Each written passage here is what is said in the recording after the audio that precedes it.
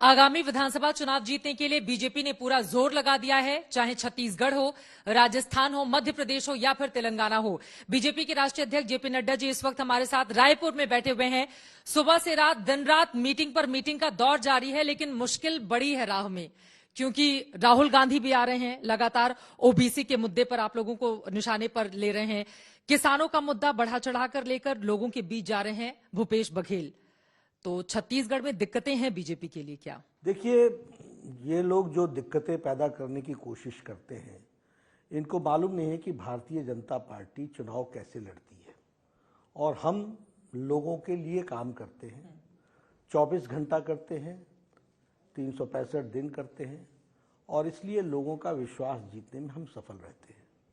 आपने बात की ओबीसी की, तो राहुल गांधी और कांग्रेस ये मौसमी मुद्दे उठाते हैं, सीजनल।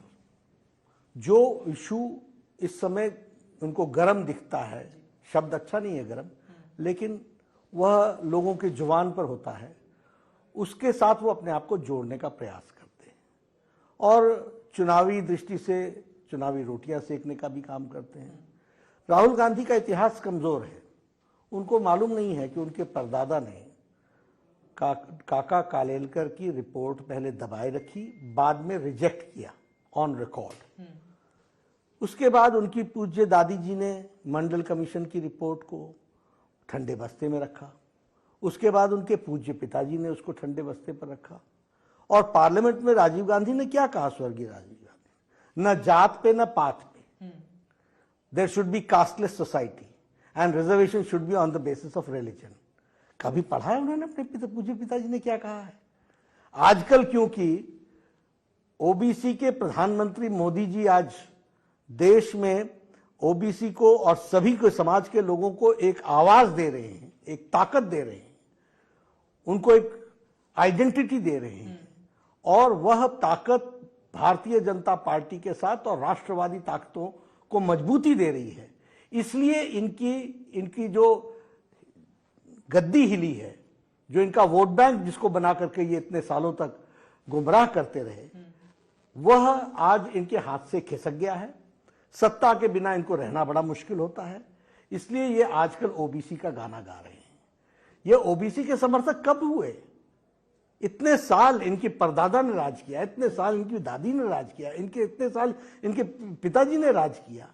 उसके बाद इनकी माता जी चेयरपर्सन बनी रही और यूपीए की सरकार को चलाती रही। कहां गया था ओबीसी? आज क्यों ओबीसी याद आ रहा है? इसलिए कि ओबीसी ने एक अपनी आवाज बनाई है। मोदी जी ने ताकत दी है समाज के सभी वर्गों को, और ओबीसी को भी ताकत दी है। और ओबीसी को राहुल गांधी गाली देते हैं, एक बार नहीं अनेकों बार। कोर्ट में माफी नहीं मांगते हैं मोदी सरनेम के मुद्दे पर जी। तो ये क्या बताता है? ये कब से ओबीसी को इज्जत देने लग गए? ये चुनावी ढकोसला बोलेंगे या चुनावी रणनीति के तहत ये करते होंगे। लेकिन चाहे छत्तीसगढ़ हो, राजस्थान हो, मध्य प्रदेश हो, तेलंगाना हो, हमारी जनता बहुत जागरूक है, जानती है घड़ियाली आंसू कौन बहाता है, किस तरीके से बहाता है। इसलिए ओबीसी की बात, ये बात बिल्कुल सच है। चित्रा जी, अब आपको किसान की बात करता हूं। आपने किसान की बात छेड़ी। ये किसान हितैषी कब से हो गए? कौन सा इन्होंने हितैषी काम किया है? राजस्थान में जरा जाकर के बोलेंगे 1900 लोगों ने, 19,000 लोगों ने की जमीनें कुर्क हुई हैं, उस पर कुछ बोलेंगे ये? और ये जो कर्जा माफी की बात लेकर के चले हैं, ये झुंझुना थमाते हैं, झुंझुना। ये पहले बोल देते हैं कर्जा माफी, फिर बोलते हैं कि उसमें ये वाला जो पॉइंट है इसको जरा देखना पड़ेगा, इसको एलिमिनेट करना पड़ेगा, इसके, और फिर एक हैंडफुल लोगों को कर्जा माफी कर देते हैं। सारे कर्जा माफी में इन्होंने 55,000 करोड़ रुपए दिए हैं, और आज मोदी जी ने प्रधानमंत्री किसान सम्मान निधि में 2 लाख करोड़ रुपए किसानों के खातों में डाला है। ये कब से किसानों के चैंपियन बनने लग गए? आप बताइए, ये नीम कोटेड यूरिया किसने किया? आप बताइए, सॉइल हेल्थ कार्ड लेकर के कौन आया? आप बताइए, ईच ड्रॉप मोर क्रॉप कहां होता हो? जिनको ये नहीं पता हो कि कौन सा फल झाड़ में लगता है और कौन जमीन के अंदर सब्जी उगती है, वो आज किसानों की बात करने लगे हैं। लेकिन इसी छत्तीसगढ़ में 2018 में कांग्रेस पार्टी ने भारतीय जनता पार्टी का सुपड़ा साफ कर दिया था, जब 90 में से 68 सीटें वो जीती थी। मैं इस पर आऊंगी, लेकिन ओबीसी वाला एक सवाल और मेरे जेहन में है। अभी गृह मंत्री अमित शाह तेलंगाना में थे, उनकी ओर से वहां पर कहा गया कि अगर तेलंगाना में हमारी सरकार बनी तो ओबीसी मुख्यमंत्री बनेगा। तो जो काम कांग्रेस कर रही है वही काम तो बीजेपी भी कर रही है। नहीं, बिल्कुल नहीं। हम जो सोचते हैं वो हम करते हैं, हम लुभाने का काम थोड़ी ना करते हैं। ये वो जो ओबीसी के हितैषी बने हैं वो क्या कह रहे हैं कि हम ओबीसी को इंपॉर्टेंस देंगे। उसको लेटर ऑन स्पिरिट में उन्होंने कहां कन्वर्ट किया है? हम तो लेटर ऑन स्पिरिट में कन्वर्ट करते हैं और जो करते हैं वो हम कमिट करते हैं। तो तेलंगाना वाले मामले को इधर वाले ओबीसी से जोड़कर नहीं देखा जा सकता है। ये आप लालच देने का जो प्रयास कर रहे हैं जिस तरीके से, आपके पास कॉन्क्रीट क्या चीज है? आपने कौन सा काम कॉन्क्रीट किया है? हमने जितनी बातें कही वो कॉन्क्रीट हमने किया है, और जो हम आगे भी करेंगे वो हम कॉन्क्रीट करेंगे। इसलिए व्हाट वी से वी कमिट, और उसको हम आगे बढ़ाते हैं। हम ओबीसी समर्थक तो पहले से रहे, हमने तो मुख्य धारा में उनको लाने का काम किया, तो हमको तो अधिकार है। आपको अधिकार कहां है? काले रिपोर्ट को आप रिजेक्ट करने के बाद, मंडल कमीशन को ठंडे बस्ते पर डालने के बाद आज आपको याद आ रहा है तो आप घड़ियाली आंसू बहा रहे हैं। There is no credibility when Amit Shah says there is a credibility. अब मैं आ जाती हूं 2018 में तीनों ही राज्यों में हिंदी बेल्ट के जो रिजल्ट आए थे वो आपके खिलाफ थे।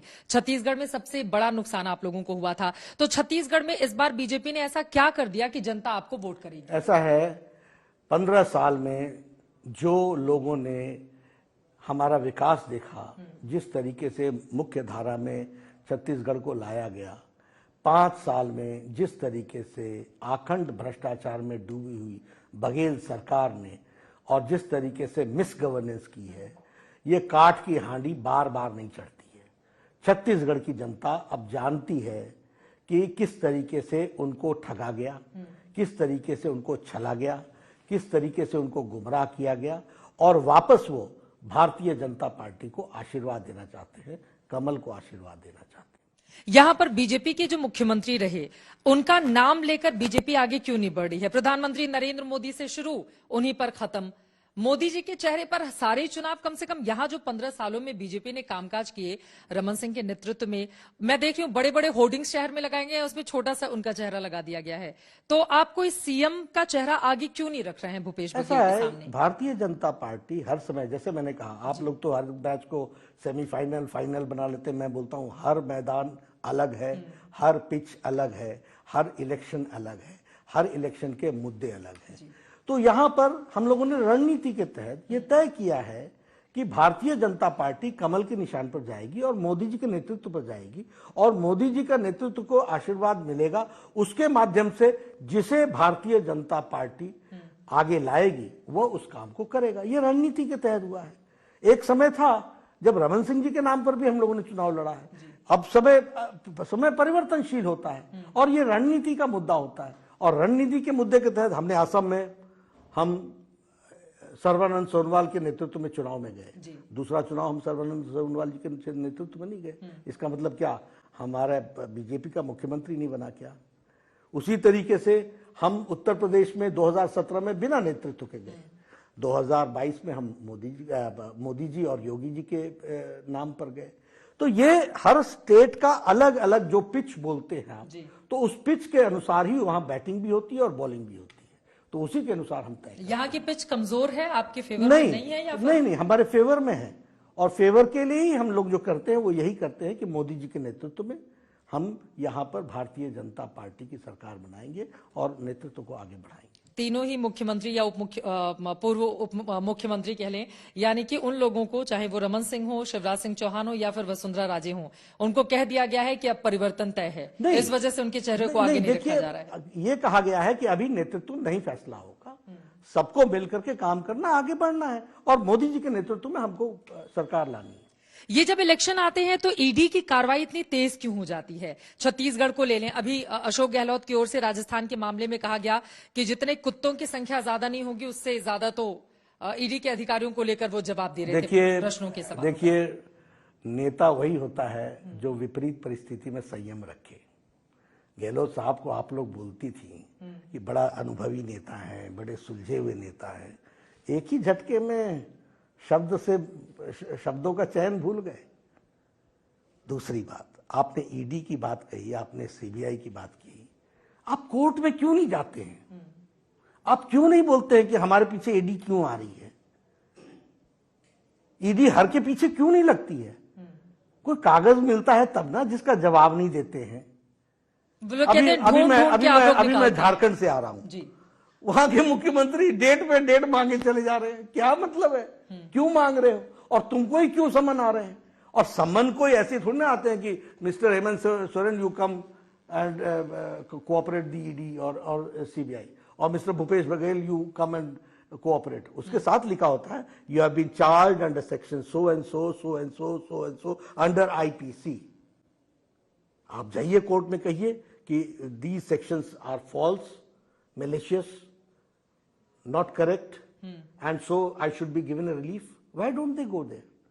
गुस्सा क्यों करते हो? जवाब दो ना। राहुल गांधी बेल पर है कि नहीं है? सोनिया गांधी जी बेल पर है कि नहीं है? नेशनल हेराल्ड के केस में आए हैं कि नहीं आए? तो बोले ना कि हमको बेल से छुट्टी दो, हम तो आजाद रहना चाहते हैं। चुनाव के ठीक पहले 12 साल पुराना मुद्दा खोद कर निकाला जाएगा कागजों में। कंटिन्यूअस प्रोसेस है, ये कंटिन्यूअस प्रोसेस है। ये बचते बचते बचते यहां तक पहुंचे हैं। तो अशोक गहलोत के सामने राजस्थान में भी कोई चेहरा नहीं रहने वाला है। हम लोगों ने जो तय किया है, हम लोग आगे बढ़ेंगे मोदी जी के नेतृत्व में, और भारतीय जनता पार्टी कमल को आशीर्वाद मिले और हम वहां पर अच्छी सरकार। मध्य प्रदेश में तो मुख्यमंत्री ही शिवराज मैं फिर कह रहा हूं ना, इसमें चित्रा जी आप हमको कितनी बार भी किसी तरीके से, मैंने आपको सारे परमुटेशन कॉम्बिनेशन बता दिए कि एक समय में हम सर्बानंद जी को करते हैं मुख्यमंत्री, एक समय में हम बिना मुख्यमंत्री के नाम से जाते हैं। क्या है? स्ट्रेटेजी है जी। तो उसी स्ट्रेटेजी के तहत हम एक समय उत्तर प्रदेश में बिना नेतृत्व के मोदी जी के नेतृत्व में जाते हैं, और बाद में हम अगले चुनाव में मोदी जी के साथ हम योगी जी को भी जोड़ते हैं।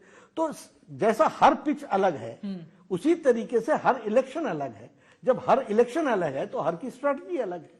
2018 इतना तो हमको प्रजातंत्र में आप अधिकार देंगे कि हम अपनी स्ट्रेटजी को अपने साथ रखें। 2018 में क्या गलती हो गई थी क्षेत्रीय चेहरों को आगे रख देना, और मोदी जी का चेहरा पीछे रह गया था, इस वजह से हार का सामना करना पड़ा था? सिटिंग चीफ मिनिस्टर्स थे, एज लीडर दे कंटिन्यूड। ठीक है। विपक्षी इंडिया, जिसको लेकर शुरू में आप लोग बड़े आक्रामक थे कि इनमें दरार पड़ जाएगी, ये हो जाएगा, वो हो जाएगा, कुछ बयान जरूर सामने आते हैं, लेकिन अभी भी इंटैक्ट है और आगे की मीटिंग्स को लेकर उन लोगों के बीच बैठकें भी जारी हैं, आगे रणनीति तय की जा रही है कि 24 में कैसे हराया जाए मोदी सरकार को। तो इस पर क्या बोलेंगे आप? देखिए, सबसे पहली बात तो ये है कि प्रधानमंत्री मोदी जी देश को आगे ले जाने के लिए काम कर रहे हैं, और ये जो इंडिया अलायंस है जी, ये इंडिया अलायंस मोदी जी को हटाने के लिए काम कर रहा है। क्या एजेंडा है? What is the agenda? You just see. इनकी सोच क्या है? ये मोदी हटाओ का नारा लेकर के चले हैं। प्रधानमंत्री मोदी जी भारत सशक्तिकरण हो, इसके लिए लेकर के चले हैं। इतना अंतर तो हमको समझना चाहिए। दूसरी बात आपने कही कि उनका अलायंस, उनके अलायंस में जुड़ क्या रहा है नया? गुटकर अलायंस में सारे जम्मू कश्मीर में एक ही थे। हिमाचल में आप नया क्या जोड़ लोगे? पंजाब में आप, हरियाणा में क्या नया जोड़ लोगे? आप दिल्ली में नया क्या जोड़ लोगे? आपको कितनी धरती अखिलेश यादव देने वाले हैं? बिहार में आप क्या नया जोड़ लोगे? पहले भी मिलकर के आप लड़ते थे। तो वेस्ट बंगाल में आप क्या नया जोड़ लोगे? सभी मिलकर के ही तो हमसे लड़े हैं। तो ये इसमें नया क्या आ रहा है? कुल मिलाकर के ये एक विजुअल बनाने की कोशिश है। मैं उसको फोटो सेशन बोलता हूं। वोट नहीं जुड़ते। और मैं चित्रा जी एक बात और बताऊंगा, वोट मैथमेटिक्स नहीं है, वोट केमिस्ट्री है। मैं चुनाव का प्रभारी था उत्तर प्रदेश, आप ही लोग आते थे उस समय। ये बड़ा डेडली कॉम्बिनेशन है, और इसमें समाजवादी पार्टी और बीएसपी मिल गई है, और इसलिए नेता मिल गए हैं, और अब तो यहां पर बहुत कुछ होगा। क्या हुआ? मोदी जी हैंड्स डाउन चुनाव जीत करके और उत्तर प्रदेश में भारतीय जनता पार्टी आई। इलेक्शन मैथमेटिक्स नहीं होता, केमिस्ट्री होती है। आप बताइए कि अब मुझे जातियों का नाम नहीं लेना चाहिए, लेकिन बीएसपी का वोट सपोर्ट और समाजवादी का सपोर्ट बेस, ये कभी एक होगा क्या? ये केमिस्ट्री मैच करेगी क्या? इसने कभी मैच किया? जिस दिन इलेक्शन समाप्त हुआ उसी दिन एक दूसरे को ब्लेम गेम शुरू हो गया जी। तो यही यहां भी होने वाला है। कोई वोट ट्रांसफर होना नहीं है। पहले तो जो, और मैं तो चाहूंगा अलायंस हो ले, दूध का दूध पानी का पानी हो जाए। लेकिन इसमें नया ये हो रहा है कि जब भी उन लोगों की बैठकें होती हैं, आप लोग भी दिल्ली में बड़ी बैठकें कर ले नहीं, लगते हमारा हैं, तो अपने सारे एनडीए के अलायंस को बुलाकर आप भी फोटो सेशन कराते हमारा हैं। रेगुलर प्रोसेस है। देखिए, एवरी टाइम जिस समय पार्लियामेंट लगती है जी। तो पहले फ्लोर लीडर्स की ऑल पार्टी मीटिंग होती है, उसके बाद बीजेपी की एग्जीक्यूटिव पार्लियामेंट्री की मीटिंग होती है, उसके तुरंत बाद एनडीए की मीटिंग होती है और उस एनडीए की मीटिंग में प्रधानमंत्री जी भी शिरकत करते हैं। तो this is a regular process, ये कोई नया प्रोसेस नहीं है। हाँ, कभी कभी कॉन्फ्रेंसेस होती हैं तो वो भी समय समय पर होती रहती है। आखिरी के 2 सवाल और आपसे पूछूंगी, चूंकि रामलला के प्राण प्रतिष्ठा को लेकर तारीख आ गई है 22 जनवरी की, इसको लेकर बीजेपी बहुत उत्साहित है, तो उधर से सवाल भी दागे जा रहे हैं कि अब इसी को लेकर ये लोग फिर से मुद्दे को गरमाएंगे और रामलला के नाम पर वोट बटोरने जाएंगे। नहीं, इसमें तकलीफ क्या हो रही है, दिक्कत क्या हो रही है? हम रामलला के भक्त आज बने हैं क्या? हम रामलला के इशू को लेकर के हम आज आए मैदान में क्या? क्या पालमपुर रेजोल्यूशन किसी को ध्यान में नहीं है क्या? क्या पालमपुर रेजोल्यूशन के बाद हमारी यात्रा किसी को ध्यान में नहीं है क्या? क्या आप सब लोगों ने मिल करके रामलला के मंदिर को बनने में लटकाना, अटकाना, भटकाने का काम आपने सालों साल किया है कि नहीं किया है? तो आज अगर वो सफल हो रहा है तो हमें खुशी नहीं होगी क्या? होनी नहीं चाहिए क्या? क्या ये स्वाभाविक नहीं है क्या? सर्वधर्म संभाव रखते हुए भी, सबके प्रति आदर रखते हुए भी हम अपने रामलला को याद करने का हमको अधिकार नहीं है? तारीख चुन के रखा है ना आपने, चुनाव के ठीक 2 अब वो महीने बन पहले। करके तैयार हुआ तो क्या करें? वो बनने रामलला की का जो वो है वो बन करके तैयार हुआ, उसका बोलना अब हम 24 मई के बाद सोचेंगे, ऐसा होता है क्या? दुनिया किसी के लिए रुकती है क्या? किसी इलेक्शन के लिए रुकती है क्या? वो बनकर के तैयार है, भव्य मंदिर तैयार है और करोड़ों की आस्था है, आतुरता के साथ लोग इंतजार कर रहे हैं। उस आतुरता को पूरा करना हमारा काम है। तकलीफ तो आपको है क्योंकि आपकी नीयत ठीक नहीं थी, क्योंकि आप रामलला को भी राजनीतिक चश्मे से इतने सालों से देख रहे थे, तो आपको तकलीफ तो होगी। अच्छे कर्म करोगे तो अच्छा फल पाओगे, अच्छा कर्म नहीं करोगे तो अच्छा फल नहीं पाओगे।